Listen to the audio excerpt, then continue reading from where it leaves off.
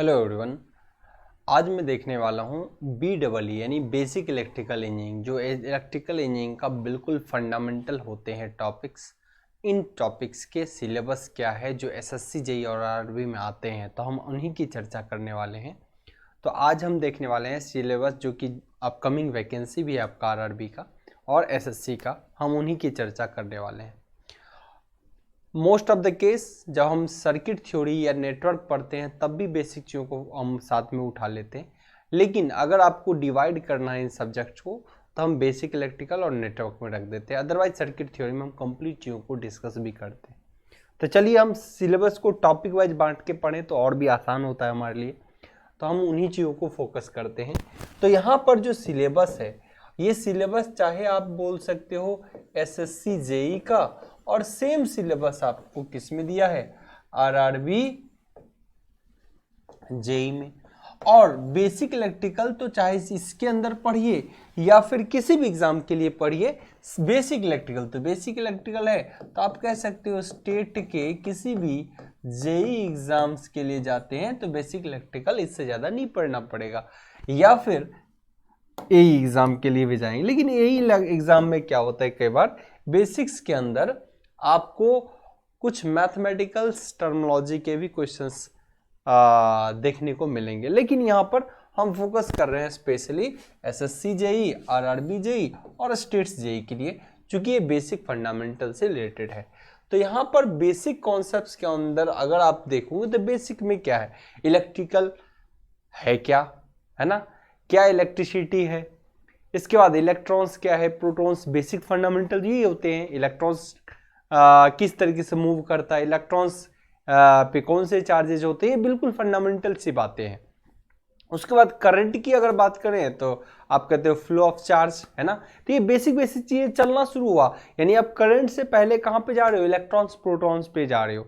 Okay, फिर इस तरीके से चीजों को आप करते जाओ, करंट वोल्टेज को समझिए, वर्क एनर्जी पावर को जैसे फिजिक्स में पढ़ते हैं आप यहाँ भी चीजों को डील करिए। फिर धीरे धीरे चलेंगे तो आपको छोटे छोटे सर्किट्स दिखेंगे, KCL KVL, ये सारी चीजें यहाँ पे होंगे जो कि SSC या RRB ने भी डिफाइन किया हुआ है। तो कॉन्सेप्ट ऑफ रेजिस्टेंस की बात होती है, ऑब्वियसली कंडक्टर है कोई तो रेजिस्टेंस होगा। तो यहाँ पे इवन आपको टाइप्स ऑफ मटेरियल भी पढ़ना पड़ता है, टाइप्स ऑफ मटेरियल भी आपको यहाँ पे पढ़ना पड़ेगा, क्योंकि मटेरियल पढ़ेंगे तभी उसका रेजिस्टेंस और रेजिस्टिविटी के बारे में जान पाएंगे। उसके बाद जैसे ही मटेरियल आ गया तो फिर आप पढ़ोगे सेमीकंडक्टर, कंडक्टर और इंसुलेटर। तो उसके बाद उस मटेरियल में हम रेजिस्टेंस को डील करेंगे। देन इंडक्टेंस है, कैपेसिटेंस है, and various factor affecting them, और कौन से ऐसे फैक्टर होते हैं जो इनको अफेक्ट करता है। क्लियर। तो ये इनके सिलेबस किससे। अब इंडक्टर भी कैसा बना, इंडक्टर और इंडक्टेंस में क्या डिफरेंस है, इनकी चर्चा होगी। कैपेसिटर और कैपेसिटेंस में क्या डिफरेंस है, इनकी चर्चा भी हो जाएगी।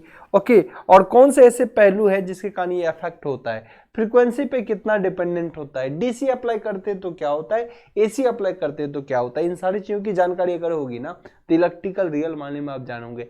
सिर्फ ऐसा नहीं कि कैपेसिटर को जानते हैं उसका सिंबल ऐसा होता है, और जब कभी DC दिए तो ये करता है, AC दिए तो ये क्या हुआ, लेकिन उसकी रिस्पॉन्स प्रॉपर आपको बेहतर तरीके से जानकारी अगर आपको इसको समझना है, यहाँ तो बिल्कुल हम बहुत बेसिक में समझेंगे। लेकिन इसी इंडक्टर और कैपेसिटर को DC AC देते हैं तो इसके मेन कॉन्सेप्ट ट्रांजिएंट में आपको सीखने को मिलता है। हालांकि SSC RRB के एग्जाम आपके ट्रांजिएंट से क्वेश्चन नहीं पूछते, लेकिन इसके कॉन्सेप्ट बहुत अच्छे करने हैं, मशीन पावर सिस्टम मेजरमेंट सब बहुत अच्छा रखना है। तो आपको ट्रांजिएंट सब्जेक्ट्स के कॉन्सेप्ट्स आने ही चाहिए, यानी ट्रांजिएंट टॉपिक के कॉन्सेप्ट आपको आने चाहिए।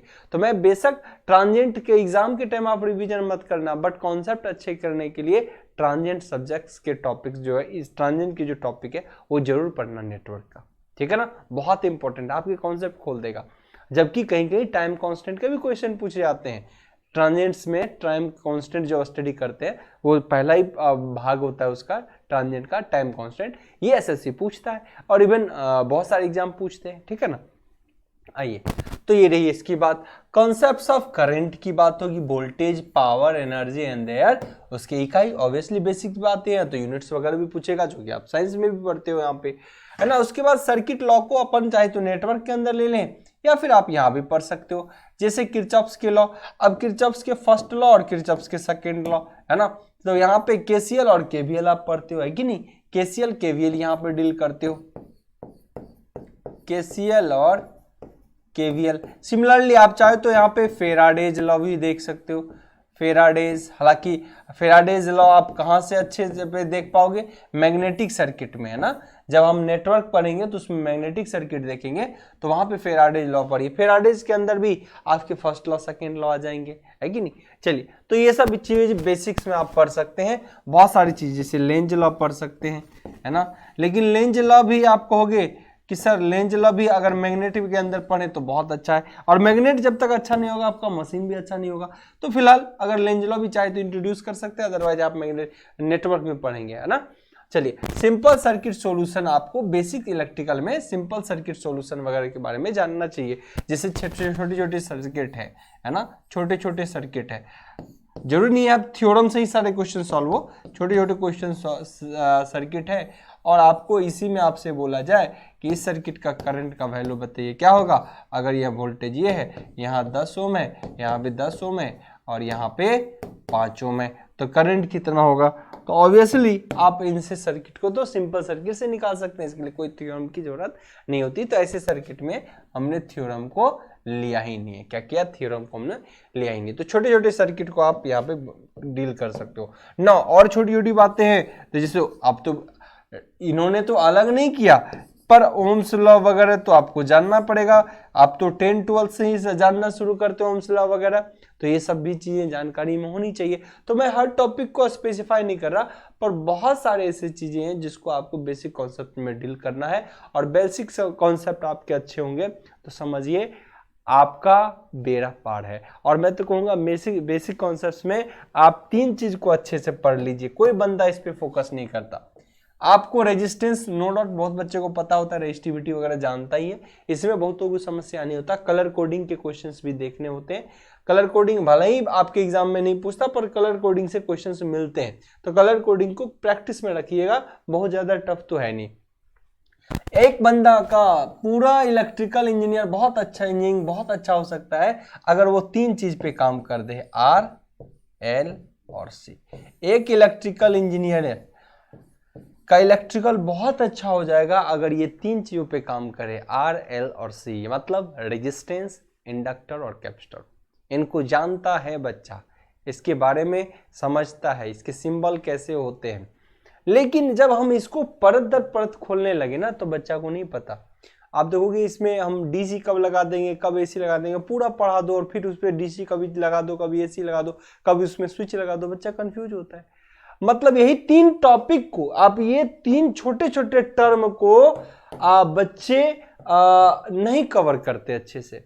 मैं कहता हूं कम से कम 20 पेज इसके लिए बनाइए, हमेशा कहता हूं, लेकिन बहुत बच्चों के काम पे जू तक नहीं रेंगता। कम से कम 20-25 पेज इसके लिए बनाइए, क्योंकि ये 25 पेज भी कम हो जाएगा, इतने कॉन्सेप्ट है इसके अंदर। कब? जब मैं सारा चीज पढ़ा दूंगा ट्रांजिएंट तक, तब आपको लगेगा कि इंडक्टर के बारे में कितनी चीजें हो सकती है। लेकिन जब बेसिक आप इलेक्ट्रिकल पढ़ रहे होते हो तो कम से कम यहाँ पे इसके तो 10 पेज बनाइए, है ना। लेकिन जब बेसिक इलेक्ट्रिकल पढ़ रहे हो तो कम से कम 5 पेज बना के रखिए, 7 पेज। उसके बाद जैसे ट्रांजिएंट तक जाएंगे तो आप उसको और उस पे इंडक्टर में 5-10 पेज जोड़िए। जब मशीन पढ़ाएंगे तो इंडक्टर में और 5 पेज जोड़िए। तो ऐसे ऐसे करके इंडक्टर आपका एक बढ़िया सा चैप्टर बनेगा, और इंडक्टर के कॉन्सेप्ट अच्छे होंगे तो वही तो कॉइल मशीन में जाता है जी। ट्रांसमिशन लाइन में जो इंडक्टेंस इफेक्ट आ जाता है लंबे ट्रांसमिशन में, तो क्या है ये सब बेसिक कॉन्सेप्ट से चीज उठ के जाती है। तो बहुत जरूरी है कि बेसिक्स को बहुत अच्छे से पढ़िए, बेसिक्स पे हमारा पूरा फोकस रहेगा। छोटी चीजों को मैं बहुत बार बारीकी से बताता हूं, और मैं बोलता हूं कि ये चीज में फंसोगे, और बच्चे को लगता है सिंपल है सर, आगे बढ़ो, और फिर बच्चे वहीं फंसते हैं। इसीलिए जहां पे मैं ज्यादा स्ट्रेस देता हूं, ज्यादा फोकस करवाता हूं, वहां आप लोग फोकस करिए, चीजें बिल्कुल क्लियर होगी, आसान होंगी, और आप अच्छे कर पाओगे। किसी भी बिल्डिंग की स्ट्रेंथ, ताकत बहुत बढ़िया हो, इसके लिए उसके फाउंडेशन बहुत इंपॉर्टेंट होता है। इसीलिए BEE को आप बहुत सीरियसली लीजिए और सिंसियर तरीके से इसको फॉलो करिए और पढ़िए। उम्मीद करते हैं सिलेबस के बारे में आपने देखा होगा बहुत कुछ नहीं है, पर इसमें जितने टॉपिक हम कराएंगे वो बेहतर तरीके से कराएंगे, इसको बहुत अच्छे से जरूर करिएगा। जैसे कि इस सिलेबस के अंदर अभी बहुत चीज बाकी, अगर टॉपिक लिखने लगूं तो बहुत सारा चीज है। करंट डिवीजन रूल है, वोल्टेज डिवीजन रूल है। उसके बाद आप बात करोगे डिपेंडेंट सोर्स है, इंडिपेंडेंट सोर्स है ना। तो इस तरीके से चीजें बहुत सारे चलते जाएंगे, हम उसको लगातार पढ़ते जाएंगे। इसके एप्लीकेशंस पढ़ेंगे, किस तरीके से इसको अप्लाई करते हैं, सिर्फ पढ़ लेना इंपॉर्टेंट नहीं है। तो बहुत सारी चीजें हैं सिलेबस में। तो जैसे यहाँ से चीजों को बात करते करते आए तो अपने को पता चला टाइप्स ऑफ मटेरियल को भी डिस्कस करना है। जब मटेरियल में जाएंगे तो सेमीकंडक्टर की चर्चा होगी। अब वही सेमीकंडक्टर आपको बेसिक इलेक्ट्रिकल में भी काम आएगा, है कि नहीं। सेमीकंडक्टर ओरिएंटेड ही BEE तो है।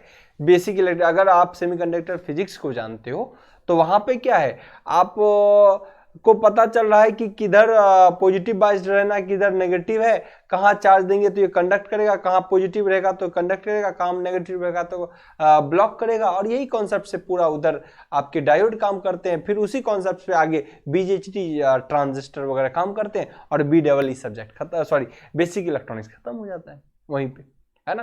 तो चलिए हम आगे चर्चा करेंगे। उम्मीद करते हैं जो आपका सिलेबस है इसके बारे में जानकारी मिली, क्या इसके अंदर पढ़ना है वो भी आपको पता है। एक एक चीजों को हम अपने तरीके से इस BEE के अंदर आपको बारीकी से बताएंगे। बहुत सारे, कम से कम 25 एक टॉपिक इसके अंदर है जिसको हम बहुत अच्छे से डील करेंगे। साथ ही साथ क्वेश्चंस की प्रैक्टिस भी कराएंगे ताकि चीजें आपके लिए आसान होते जाए। ठीक है, चलिए फिर मिलते हैं। Okay, bye bye, take care.